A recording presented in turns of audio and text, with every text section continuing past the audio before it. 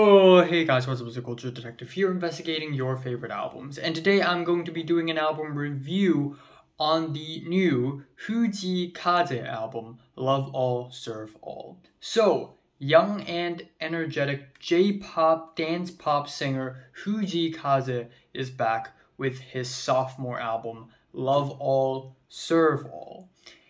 And yeah, this album came out of nowhere in RateYourMusic.com like a couple weeks ago, just popped up in the top 50, and then now it's gone again. But while it is there, I thought it's interesting and I decided to check it out. And as expected, this is some pretty basic J-pop, you know, with the basic nostalgic chords, with the very fluffy and busy, bustly pianos and keyboards and guitars. But still, nonetheless, the album starts off really, really strong. The album starts off really strong with Kirari, with the jangly guitars, a simple beat, danceable keyboards, catchy hooks. It's summery, fun, bright, blissful, and it is a total freaking jam. And then that is followed with Matsuri, which is easily my favorite track on the album. Matsuri, which means festival. The track starts off with these Japanese flutes mixed with this really trendy, modern, like late 2010s, early 2020s dance beat. It has some really colorful pianos and the chorus is really catchy. Hana Matsuri, Natsu Matsuri, ba ba ba ba ba ba ba ba, Matsuri, Matsuri, ba ba ba ba ba. You know, it's catchy, is what I'm trying to say here, okay? And then we have Hedemo, Neeyo, LASA edit, and this track is a little bit more dramatic than the first two, with the banging drums, the high-pass vocals, and the spacier instrumentals. But what really works well on this track, in my opinion, are the jazzy pianos. I think it just works with the instrumentals really, really well. Just catchy banger after banger after banger. However, the rest of the album is pretty much by the numbers J-pop, or in the case of the next track, Yappa, is alternative R&B, without much interesting, without anything new being put on the table. The track Moeyo or Ignite features these really awesome funky guitars and a simple beat, and it almost has an 80s vibe to it, but once again, I just don't think it's all that great. Like, it just never came into anything interesting, nor does it work as well as the first three tracks. The next track, Garden, is kind of a slow burn, and then we have the track Damn with the low-key verses and the explosive choruses, super dense layers of instrumentals blasted into our face.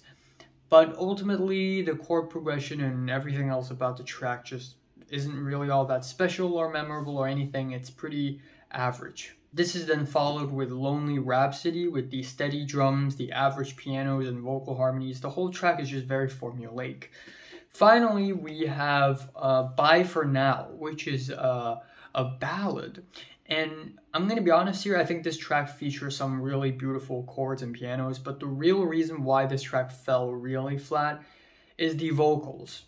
My man, Fujii Kaze, just cannot sing quietly. He either sings really energetically on top of a really catchy beat, or he just falls flat. And in this case, he just falls flat, because with a quiet instrumental like this, his vocals just feel really out of place for some reason.